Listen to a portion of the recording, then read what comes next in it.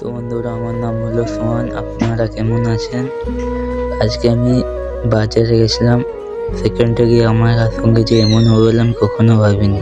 আমার ভাইয়ের সাথে আমি বাজারে গেছিলাম, তখনই মোবাইল দোকানের সামনে আমাদের সাথে ঝামেলা হয়ে গেছে। ভিডিওতে থাকুন, আপনারা বুঝতে পারবেন।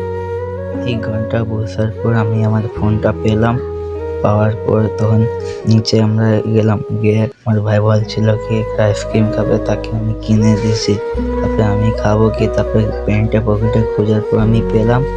তখনই আমি দুই ভাই বাংলা আইসক্রিম কিনলাম, আপনাদেরকে দেখাচ্ছি। আপনারা ওই মিষ্টি দোকানে এসে আপনারা খাবেন। আমার কি দুঃখ লাগতেছে এটা।